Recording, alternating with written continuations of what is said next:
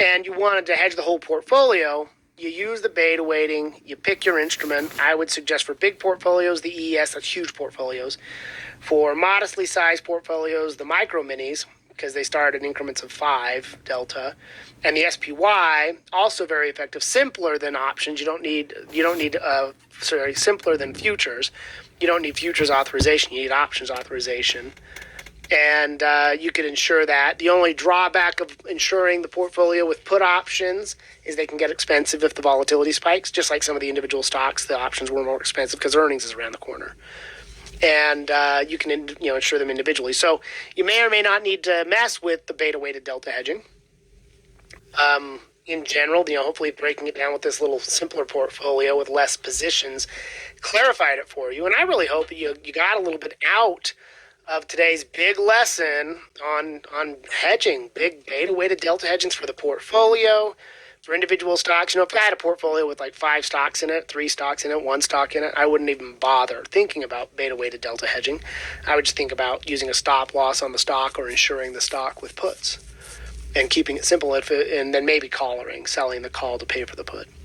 But if you have a little bit more sophisticated portfolio and you're using even beyond stock, like you're using naked puts or credit spreads, and you have a little layer of sophistication to the portfolio, then the beta-weighted delta hedge method for the portfolio protection comes in handy. Otherwise, a good way to think about it is back to that idea of the tourniquet. You slap the tourniquet on to stop the bleeding so you can then go through and surgically reassure each individual position. Insurance, using a stop loss, collaring a position, and then you can pull the tourniquet off and you don't need that tourniquet. So what that comes in handy for is for when the market does these sharp acute drops like it did back in September through mid-October here, where you started seeing sharp drops and it was breaking support. Like, it got me a little nervous, so I was hedging a little bit on the portfolio, but then the market recovered and ran up. And 9 times out of 10, you don't really even end up needing the hedge because the more people buy the dip. It's that 10th time when the market starts dropping more than expected that it really becomes important to know how to hedge, how to insure, how to protect. And your primary goal is to protect your principal, and then your secondary goal is to protect your profits. And we'll keep talking about this conversation. We'll come back to it from time to time. But I hope you really enjoyed this week's edition of the Mentor Club, and I think we answered those questions. Let's double check here.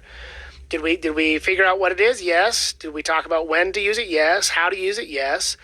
Which indices? Yes. What decisions and inferences? Yeah, we talked about the kind of the pros and cons. And what kinds of trades or hedges can we build using it? You can do the whole portfolio. We can do the individual insurance.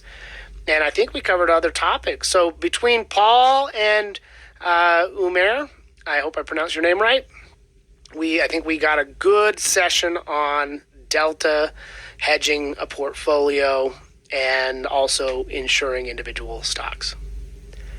See you guys next week.